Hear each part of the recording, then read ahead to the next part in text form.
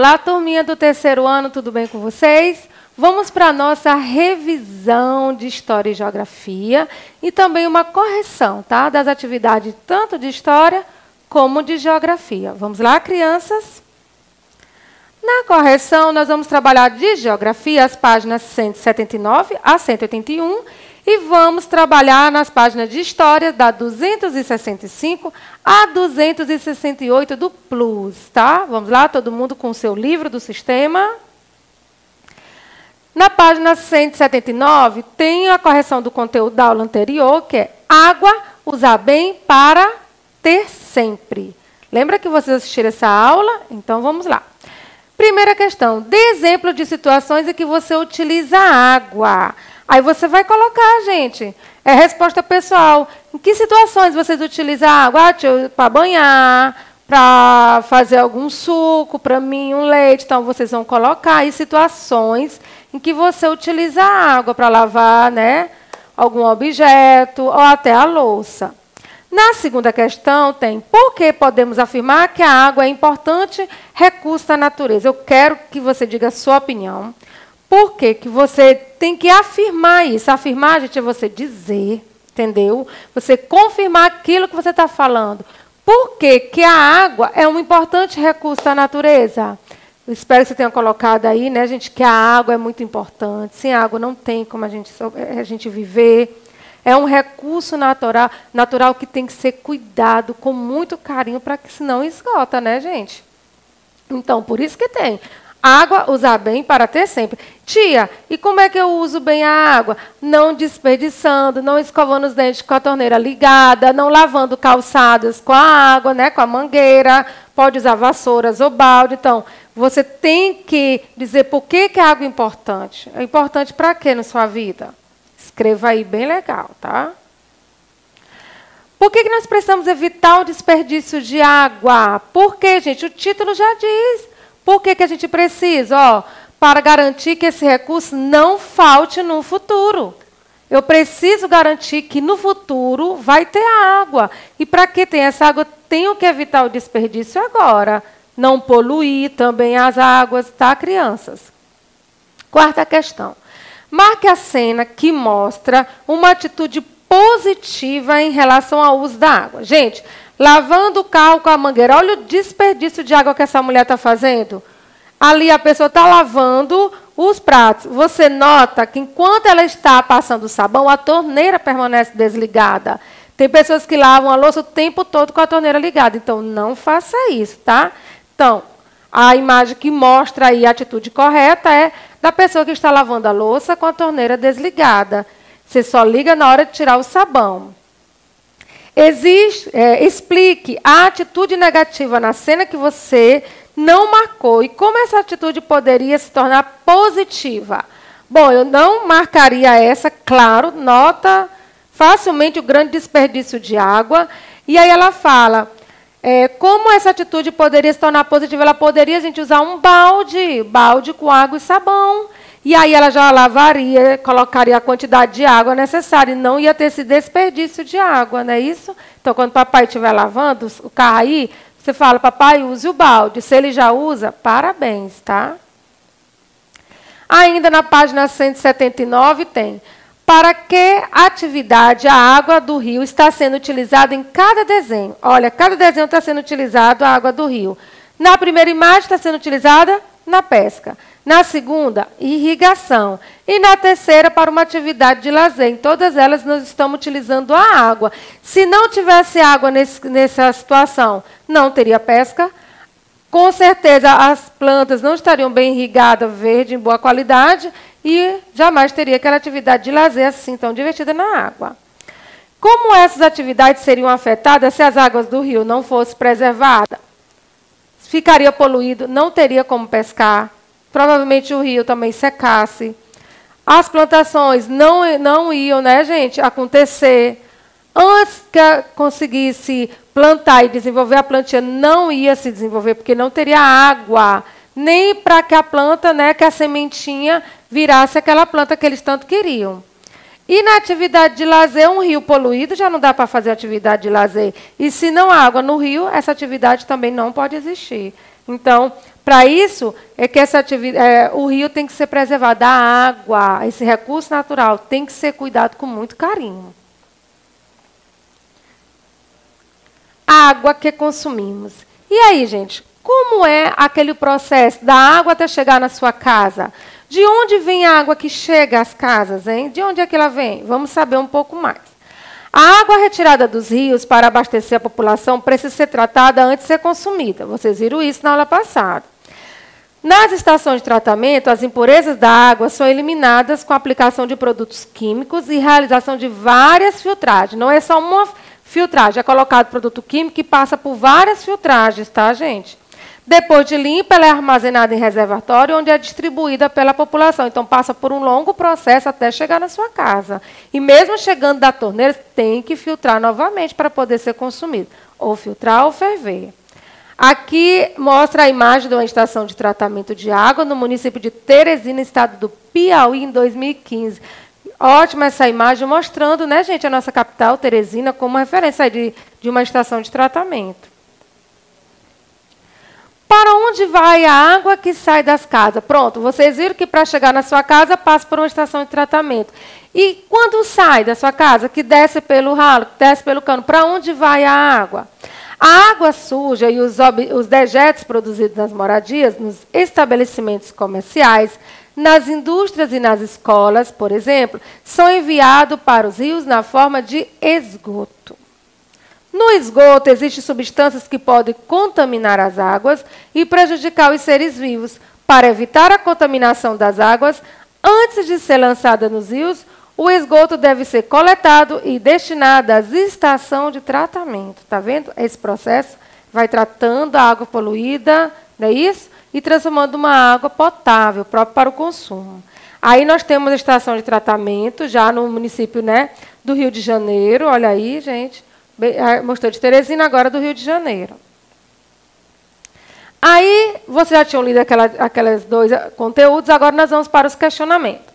Por que a água que abastece a população precisa ser tratada? Olha, gente, para ficar limpa, né, e tornar-se apropriada para o consumo, transformar em água potável, própria para o consumo. Sétimo, o que acontece com a água nas estações de tratamento? Nas estações de tratamento, as impurezas são eliminadas com a aplicação de produtos químicos e realização de filtragens. Por que o esgoto precisa ser tratado antes de ser lançado nos rios? Porque no esgoto existem substâncias que podem contaminar as águas dos rios e prejudicar os seres vivos. Está vendo, gente? A importância de tratar a água, está vendo? E antes mesmo de ser jogada no rio, e do rio ainda passa por outro tratamento, e chega na sua casa, tem o outro tratamento, que é quando a água é filtrada antes de você consumir. Agora nós vamos para o plus. As correções das páginas 265 a 268. Nós temos aí. Então, no plus, todo mundo? Vamos lá? Primeira questão. Observe as duas imagens e escreva AU para característica de áreas urbanas e a R para característica de áreas rurais. Área urbana, área rural. Vocês já sabem disso, né, gente? As características das áreas urbanas e rurais. Área que não faz parte dos meios urbanos e é utilizada para desenvolvimento da atividade agrícola, por exemplo. Área rural, né, gente? São áreas municipais que passam pelo processo de urbanização devido principalmente à industrialização. Área urbana. Densidade demográfica dessa área é intensa. Área rural, área urbana. E outras atividades desenvolvidas nessa área, como extrativismo, silvicultura, conservação ambiental, turismo rural e ecoturismo. Tudo isso você vai encontrar na área rural. Então, ficaria assim, ó. Área rural, urbana, urbana e área rural. São outras características a mais para vocês colocarem aí para estudar, tá? Vocês já sabem várias características da área urbana e rural, e essas vieram só para acrescentar. Segunda questão tem assim, leia o texto a seguir. Atualmente, cerca de 80% da população brasileira vive em áreas urbanas. No entanto, as possibilidades, a infraestrutura e os serviços diferem bastante de uma região para outra. A região sudeste, onde estão localizadas as cidades de São Paulo, Rio de Janeiro e Belo Horizonte, que concentra a maior parte das indústrias no Brasil, é a que mais tem crescido nas últimas décadas. Por outro lado, na região norte e nordeste, ainda sofre com a carência e aumento da violência nas grandes cidades. Assim, o aumento acelerado da industrialização e, consequentemente, da urbanização, não foi acompanhado por políticas públicas de melhorias e oportunidade para as pessoas. Olha só esse texto bem interessante, né, criança? Então, depois dessa leitura, nós vamos para os questionamentos. De acordo com o texto, escreva os problemas gerados pelo crescimento acelerado da industrialização, que levaram as pessoas ao aumento rapidamente da urbanização. Gente, nós sabemos, uma grande oferta de emprego, as pessoas vão para aquele local, não é isso? Nós vamos saber agora, gente, quais são os problemas gerados por esse crescimento. O processo acelerado de urbanização aumentou a violência urbana e pôs as políticas públicas de melhoria, serviços e oportunidade para todas as pessoas não acompanharam esse aumento na mesma velocidade. Terceiro, nas grandes cidades brasileiras, encontramos muitos automóveis na rua. Já falamos sobre isso, aglomeração de construções, pessoas e automóveis. Por que nas grandes cidades as pessoas preferem utilizar seus automóveis ou automóveis de aplicativo, em vez de utilizar transportes públicos? Bom, os motivos são facilidade de locomoção, transporte público é pouco eficiente e incentiva a compra de automóveis por meio de facilidade de pagamento. Vocês sabem, né? Horas e horas no ponto de ônibus esperando, você acaba chamando um carro de aplicativo, não é isso? E quando você começa a trabalhar, começa a juntar o dinheirinho, o seu objetivo é o quê? Comprar o seu transporte, para que você não fique dependente do transporte público, né? E nem do transporte de aplicativo. E o que facilita, a facilidade de pagamento desses automóveis, faz com que haja esse crescimento. Quarta questão. Circule as consequências do aumento de automóveis nas grandes cidades. Bom, o grande fluxo de automóveis em uma cidade, ela traz algumas consequências. Então, a falta de transporte coletivo? Não traz a falta de transporte coletivo. Incentiva a compra de automóveis? E aí, criança? Incentiva a compra de automóveis?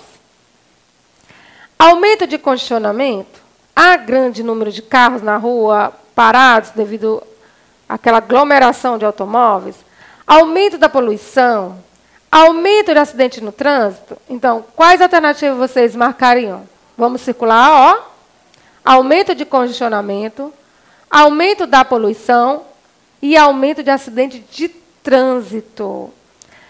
Tia, mas a senhora não colocou incentivo à compra, não tem tantos comerciais, sim, mas aí nós estamos falando da consequência do aumento de automóvel. Já tem esse aumento, as pessoas já estão com esse automóvel. Então, ela traz o congestionamento, aumento da poluição, muito, né, fumaça dos carros, e aumento de acidente de trânsito. Quinta, com o aumento da população nas grandes cidades, que tipo de melhorias e construções deve ser feita para que as pessoas vivam de forma segura, tranquila e saudável? Que tipo de construções? Que melhorias são essas? Ó, serão necessárias melhorias em moradia, saneamento básico, saúde, lazer, transporte, educação, entre outras. Que é o que a gente ouve sempre, né, gente? As promessas de melhoria, de melhor moradia, saneamento, educação, mas por isso precisam ser construídas mais ruas, avenidas, escolas, hospitais e parques públicos. Agora, ultimamente, nossa capital tem construído mais parques públicos, né? Isso é melhor, deixa a nossa vida mais, né, tranquila, agradável, um lugar para a gente passear com filhos, a família. A sexta questão diz, leia o texto a seguir. Apesar de proibida a exploração do trabalho infantil, ainda existe no Brasil, mesmo que seja de conhecimento de todos, que a criança não possui estrutura psíquica, né, psicológica, nem física para ser submetida ao trabalho. Nesse sentido, o artigo 60 do Estatuto da Criança e do Adolescente dispõe que é proibido qualquer trabalho a menores de 14 anos de idade, salvo na condição de aprendiz, ou seja, só se for aquele menor aprendiz que quer aprender, né, alguma profissão, mas ele não tem aquela jornada de trabalho igual um adulto. Ou seja, estende-se por um artigo que o trabalho só é reconhecido quando na forma de aprendiz, tá? Nesse caso, não é o que está mostrando aí na imagem, que é a criança que trabalha no campo, no mesmo, né, jornada e árdua de trabalho de um adulto. Jornada de horas de trabalho. Se a exploração do trabalho infantil é proibida por lei, por que isso ainda é uma realidade no Brasil, crianças? Olha, porque as razões como a baixa renda das famílias que, para sobreviver, colocam crianças para trabalhar nas ruas e nas plantações para ajudar na renda familiar. E quando aquela renda já não é o suficiente para manter, até para se alimentar, né? Aí elas começam a colocar as crianças, mas isso não é legal, é proibido por lei. De acordo com o texto anterior, até qual idade é proibido qualquer tipo de trabalho? 14 anos. Sob qual condição um adolescente pode trabalhar? Sobre a condição de aprendiz. Por isso que vocês veem, às vezes, aí em órgãos públicos, ou até privado, o nome aprendiz, menor aprendiz.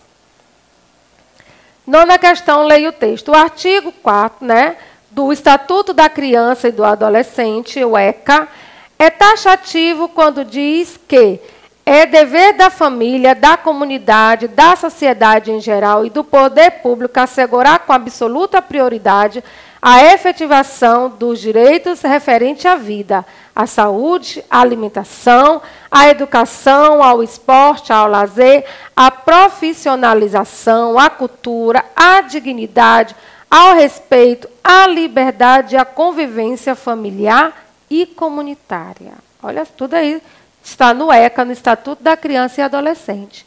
De acordo com o que você leu no texto acima, escreva abaixo de cada imagem a seguir o direito que está sendo representado. O primeiro, direito à saúde, direito à alimentação, direito ao esporte e ao lazer, direito à convivência comunitária, direito à cultura aqui no teatro e direito à educação.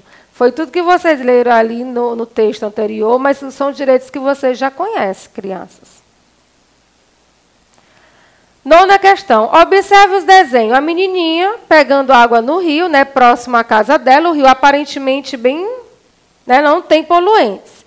E aí, depois que ela pegou a água, ela bebeu. Logo depois, a menina já está de cama doente. Aí ele pergunta, por que a menina ficou doente? Por que será, crianças, que a menina pegou a água do rio, o rio está limpo. Mas por que essa menina ficou doente? Será que essa água estava realmente própria para beber, apesar de aparentemente limpa?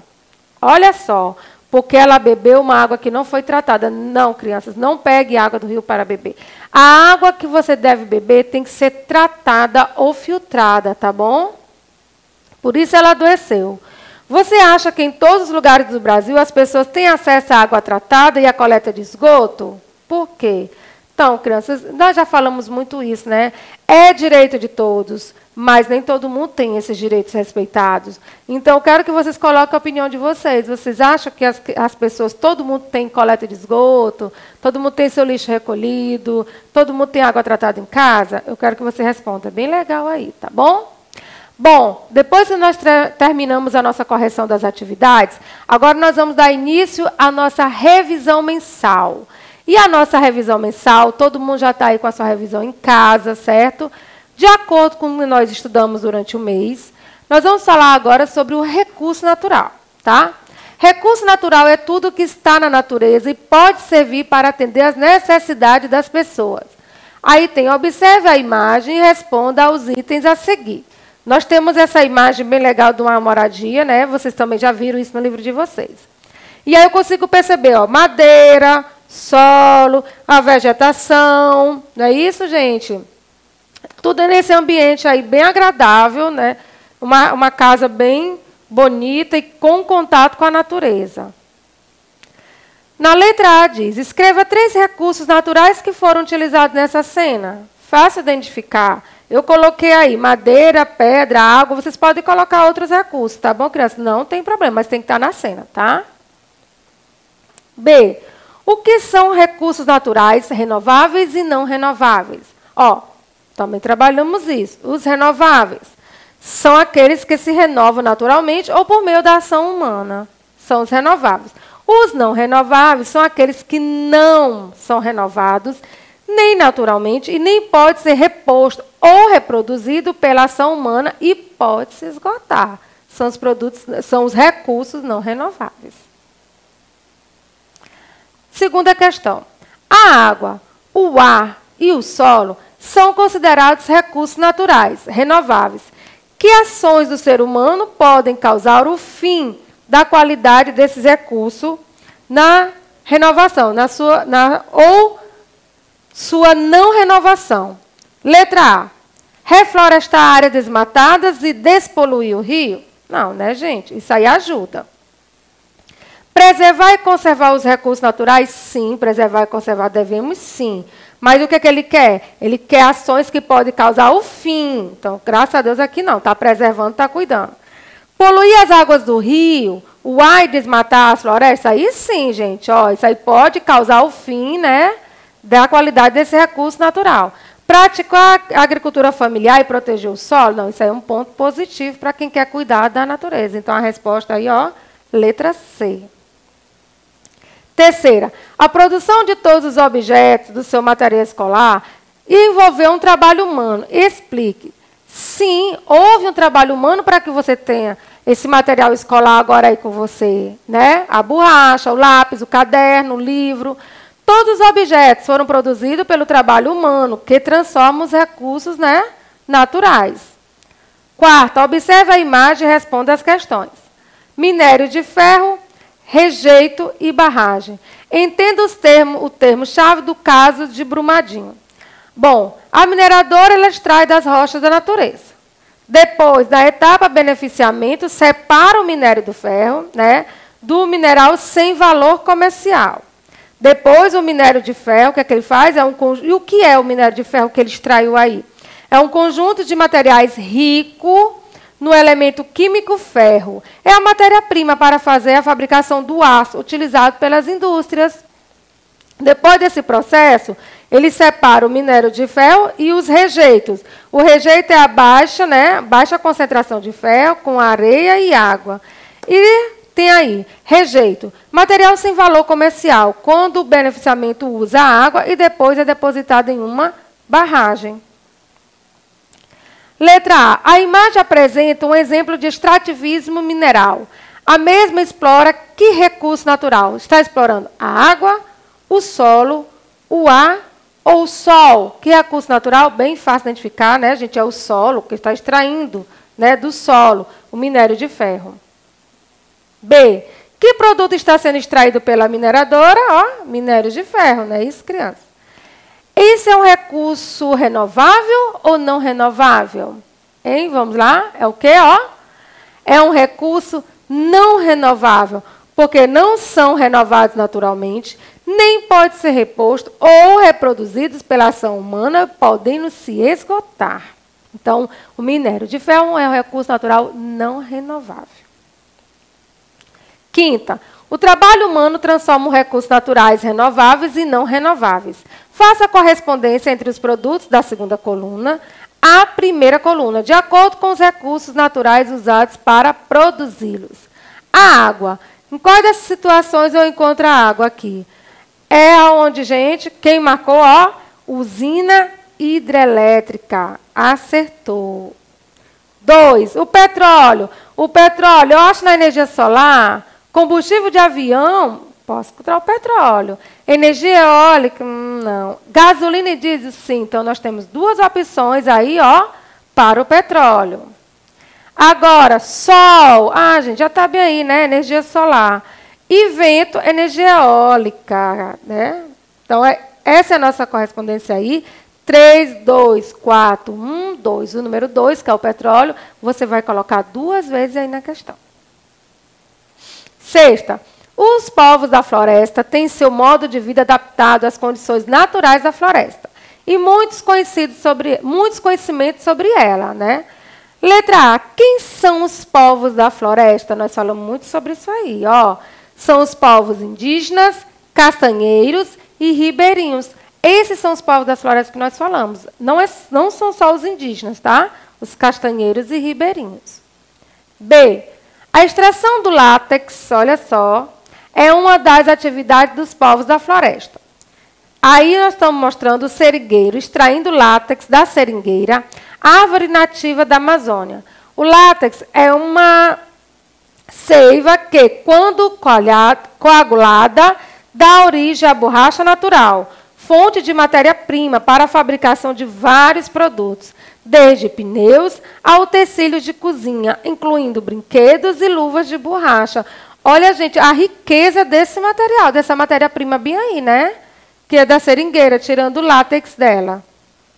Nós vimos isso aí em nossas atividades de classe. Na prática de suas atividades, os povos da floresta procuravam causar o menor impacto possível ao ambiente. Por que eles faziam isso? Eles, povos das florestas, vivem dos recursos naturais da floresta. Então, eles têm que causar menos impacto. Por que eles fazem isso? Porque a conservação dos recursos naturais é fundamental para manter o sustento da sua comunidade. Se eles querem continuar como povos da floresta vivendo naquele local, eles têm o quê? Comercializar, mas de uma maneira, né, que não vá fazer o quê? Com que a floresta acabe. Então, como é que eles fazem isso? Causando menos impacto. A água é um grande bem que a natureza nos oferece, pois precisamos dela para sobreviver. No mundo em que vivemos, existe água em grande quantidade. Mas se as pessoas continuarem destruindo a natureza e esbanjando água, ela pode acabar. Nós devemos aprender desde cedo a cuidar da natureza, para o bem de todos os seres vivos. Vocês sabem disso, vocês cuidam bem da natureza. Cuidam. Olha, gente, já pensou ficar desse jeito? Quando falta água, né, ruim em casa, imagine se acabar definitivamente, né? Então, vamos cuidar. 7ª questão. Leia o texto e responda. Tratamento de água e esgoto. Estação de tratamento de água é conhecida como ETA. Para chegar à sua casa com qualidade adequada para o consumo, a água passa por diversos processos. A primeira etapa desse trajeto se chama captação, na qual a água bruta, a água que é retirada dos rios e lagos, açudes, é levada para a estação de tratamento, na qual denominamos de ETA. Chegando à ETA, a substância que ainda está em seu estado natural passa por todos os processos de tratamento necessários para que seja consumida.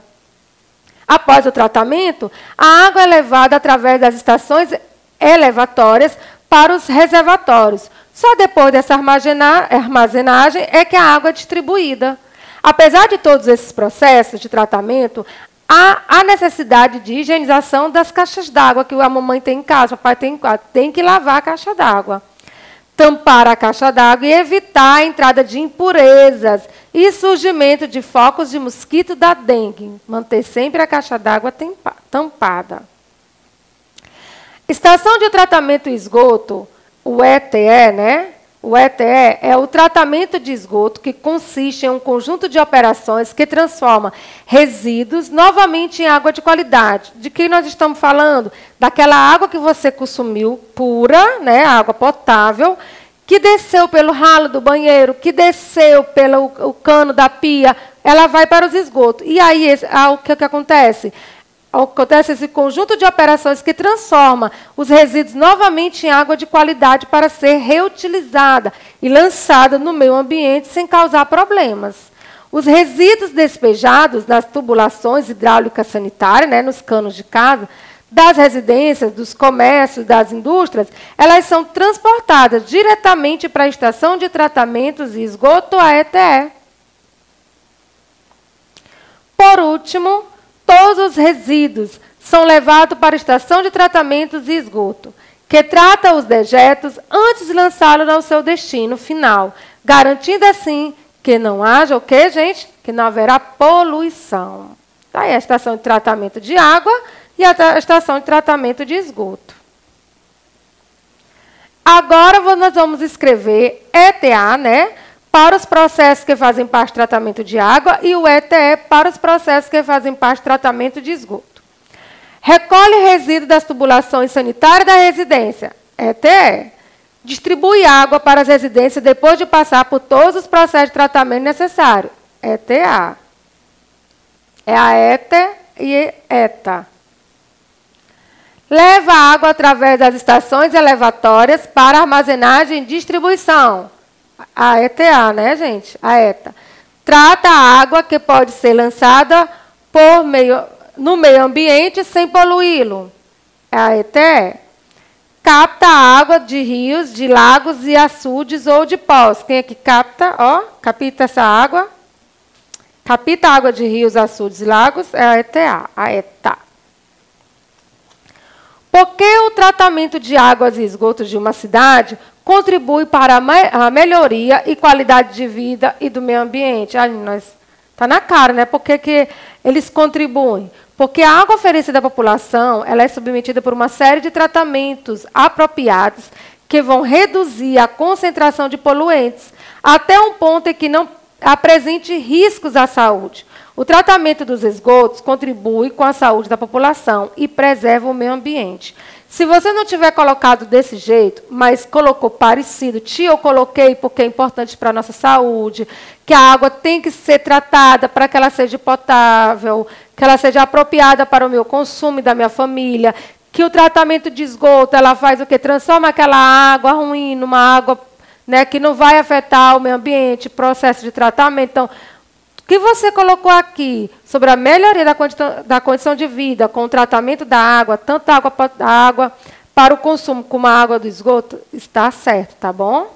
Não precisa estar exatamente como está aqui. Agora, se você teve dúvidas, quiser colocar, você pode colocar assim, tá? Por que a água que abastece a população precisa ser tratada? Olha, gente, por quê? Vocês viram a menininha que bebeu água do rio. Para que ela fique limpa e torne-se apropriada para o consumo. Oitava, o que é preciso fazer para não faltar água? Não desperdiçar, não poluir, cuidar dos rios evitando que sejam poluídos ou contaminados. Nona, por que precisamos evitar o desperdício de água? Para garantir que ela não falte no futuro. Décima, uma conclusão. A que se pode chegar após a leitura do infográfico é que as pessoas... Presta atenção. Infográfico é a imagem, tá? Vou trazer aqui para vocês. Quanto se gasta de água por dia? 50 litros por dia é a quantidade ideal de água potável para o bem-estar e a higiene de uma pessoa. Mas consumimos mais que isso. Olha só, gente, ele bota aqui que uma média ideal, né, 50 litros. Aí ele bota aqui que um canadense ele gasta até 600 litros. O norte-americano, 300 litros. Gente, nós estamos falando de litros por dia, tá? Japonês, 350. Europeu, 200 litros. Brasileiro, 187 litros. Africanos, da região, né? Os africanos, eles fazem o quê? 20 litros. Subsaariana, da região subsaariana. A gente não sabe direito se é porque há a falta de água lá, né? Porque eles colocaram aí até 20 litros. Letra A. Consomem água com responsabilidade em todo o mundo. Em todo o mundo, vocês estão vendo as pessoas consumindo água com responsabilidade? Se eu estou falando que, em média, são 50 litros por dia, aqui a gente não vê isso, né? Na letra B diz, gastam mais água na África, na região subsaariana, que no Canadá? Não, né, gente? Vocês viram lá. C. Desperdiçam água em vários lugares do mundo, enquanto está faltando água na África. Foi o único caso que a gente viu, né, que é menos do que o tanto que é apropriado para uma pessoa. De 50 litros lá, dizendo 20 litros. Não é isso? Consegue utilizar a água potável da natureza sem desperdiçá-la? Não, nós estamos mostrando aqui o grande caso de desperdício. Agora, para trabalharmos nosso mês aí, né, o mês do Piauí, nós trouxemos um pequeno conteúdo aqui, tá, falando sobre o aniversário do Piauí, que é comemorado agora no mês de outubro. E aí eu disse que o Piauí é um estado brasileiro, limitando-se a 5 estados: Ceará, Pernambuco, Bahia, Tocantins e Maranhão. E tem como a sua capital Teresina, aqui nessa bandeira do Piauí, certo? E aí na 11ª questão, tem aí, vamos cantar junto o hino do Piauí. Nós trouxemos o hino do Piauí, nós cantamos juntos o hino do Piauí na nossa aula online, foi bem legal, não foi, crianças? Então, aqui a letra do hino que vocês cantaram junto comigo na nossa aula, certo? E aí, de acordo com o nosso hino, nós vamos para o nosso questionamento, tá? Vamos compreender o hino do Piauí. Na primeira estrofe do nosso hino, exalta. Vamos lá para a primeira estrofe. Salve a terra que aos céus arrebata, nossas almas nos dons que possuis, a esperança nos verdes das matas, a saudade das terras azuis. Quando ele traz isso aqui, nós estamos exaltando o quê, gente? Ó, a natureza piauiense. Próxima, letra B. Na estrofe, Piauí, terra querida, filha do sol do Equador. O Piauí é chamado assim por causa da sua localização geográfica, que fica localizado próximo à linha do Equador, por isso é tão quente, né? Nossa capital, nosso estado, e recebe o sol intenso o ano inteiro. Ou o Piauí é chamado assim porque faz frio o ano inteiro. Ai, gente, frio, né? Então, nós sabemos que o Piauí, ele passa, né, gente, a localização próxima à linha do Equador, por isso que é tão quente. C. No hino, o rio Parnaíba é homenageado. Por que nós falamos do rio?